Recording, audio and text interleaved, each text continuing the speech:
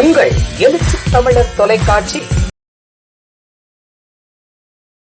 திருச்சி மே 25 நிதி ஆயோக் கூட்டங்களில் தமிழக முதல்வர் பங்கேற்காமல் எதிர்ப்பு தெரிவித்தது ஒரு அடையாள போராட்டம். திருச்சி விமான நிலையத்தில் திருமாவளவன் பேட்டி.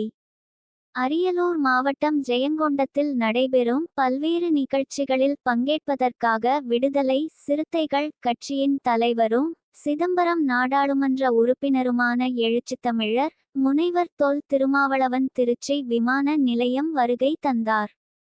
அப்போது செய்தியாளர்களை சந்தித்த அவர், பேட்டியின் போது மாவட்ட செயலாளர்கள் புல்லட் லாரன்ஸ், கனியமுதன், சத்தியற்றலரசு, பெரம்பலூர் நாடாளுமன்ற தொகுதி செயலாளர் கிட்டு, கரூர் மாவட்ட செயலாளர் சக்தி, மாநில நிர்வாகி அரசு ஆகியவுடன் இருந்தனர்.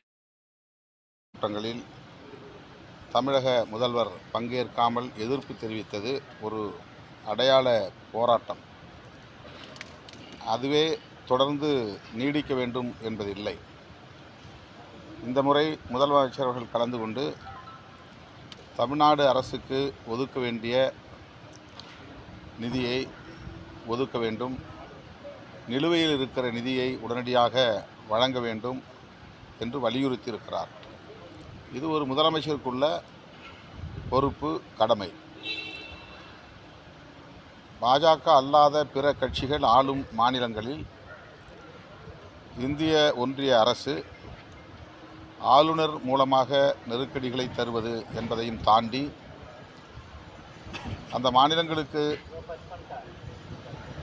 முறையாக வழங்க வேண்டிய நிதியையும் தருவதிலே ஒரு தேக்கத்தை ஏற்படுத்தியிருக்கிறது. திட்டமிட்டே அதை செய்கிறார்கள். தேசிய கல்விக் கொள்கையை நடைமுறைப்படுத்த தவறுவதால் இந்த கல்விக்கென ஒதுக்குகிற நிதியை நாங்கள் தரமாட்டோம் என்று அடம்பிடிக்கிறார்கள். இது ஒரு எதேச்சதிகாரமான போக்கு.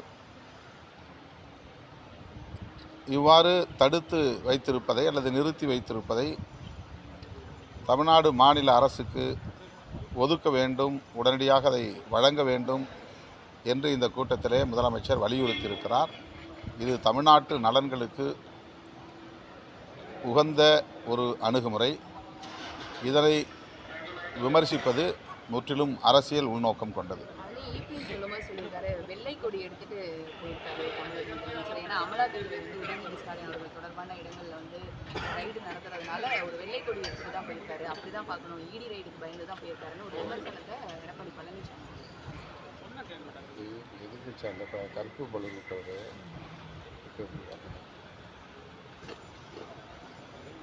அது அரசியல் உள்நோக்கத்தோடு விமர்சிக்கிற போது எதையும் காரணமாக சொல்ல முடியும். இந்த ஒன்று தான் என்று இல்லை, எந்த ஒன்றையும் சொல்ல முடியும். பாஜக திமுகவோடு நெருங்கிவிடக்கூடாது, நல்ல இணக்கத்தை உருவாக்கி கொள்ளக்கூடாது என்கிற பதற்றம் அவர்களிடையே வெளிப்படுகிறது. திமுக மதசார்பற்ற முற்போக்கு கூட்டணியை தலைமை தாங்கி வழிநடத்துகிற போது அப்படி ஒரு வரலாற்று பிழையை அது செய்ய வாய்ப்பில்லை என்பது தமிழ்நாட்டு மக்கள் அறிந்த ஒரு உண்மை. அது எதிர்க்கட்சித் தலைவர் எடப்பாடி பழனிசாமி அவர்களுக்கும் நன்கு தெரியும். ஆனால் திமுகவின் மீது ஒரு சந்தேகத்தை எழுப்புவது என்கிற அடிப்படையில் இந்த விமர்சனத்தை முன்வைக்கிறார் என்று நான் கருதுகிறேன். கீழடி ஆய்வறிக்கையை மத்திய அரசு திரும்ப அனுப்பியிருக்காங்க. இது தொடர்ந்து எல்லாரும் வலியுறுத்திட்டு இருக்காங்க. திரும்பலாம் அனுப்புவது ஏற்புடையதல்ல அப்படின்னு.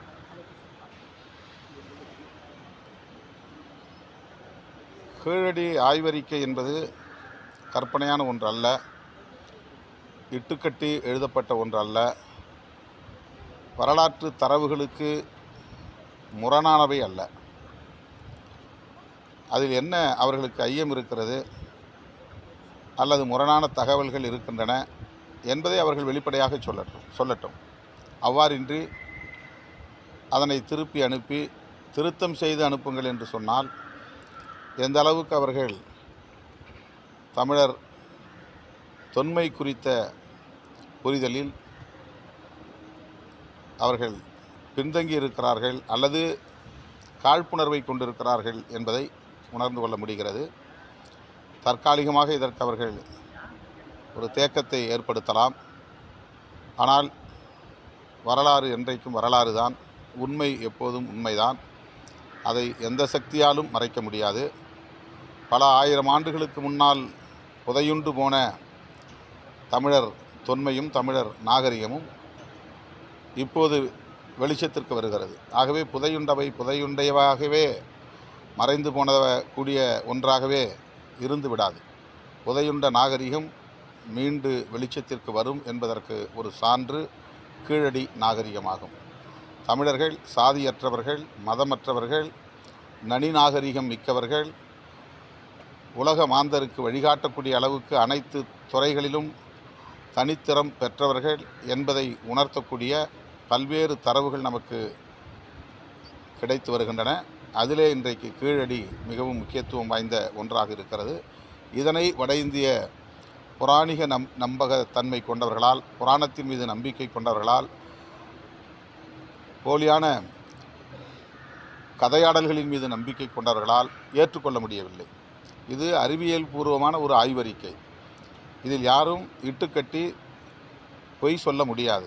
பொய்யான தரவுகளை அறிக்கையாக தர முடியாது.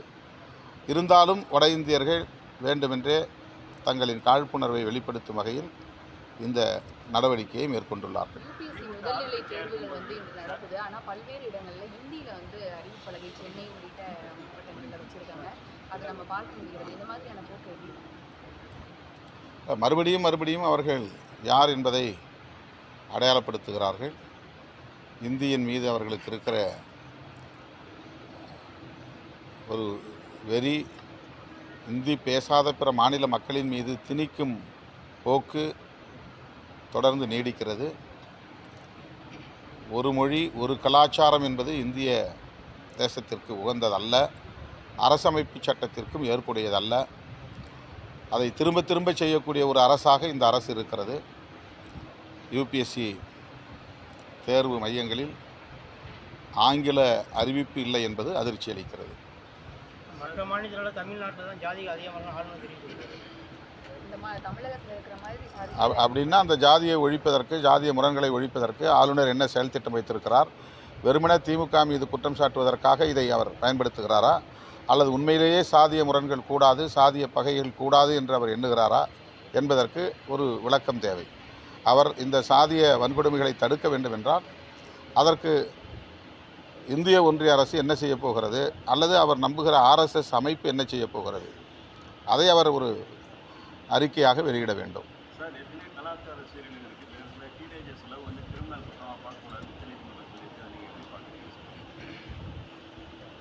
கலாச்சார சீரழிவு என்பது வேறு.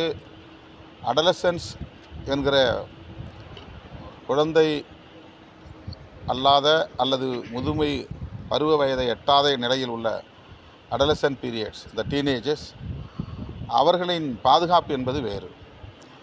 இன்றைக்கு எல்லா ஆபாச இணையதளங்களும் பள்ளி பிள்ளைகளும் எளிதில் அணுகக்கூடிய வகையிலே திறந்து விடப்பட்டிருக்கின்றன. அதிலே எந்த விதமான கட்டுப்பாட்டையும் ஆட்சியாளர்கள், குறிப்பாக இந்திய ஒன்றிய ஆட்சியாளர்கள் கொண்டு வரவில்லை. அதை பற்றி கவலைப்படவே இல்லை. எந்த இணையதளத்தை தொட்டாலும் பள்ளி மாணவர்களையும் தவறான திசை வழிக்கு தள்ளக்கூடிய வகையில் விளம்பரங்கள் வருகின்றன.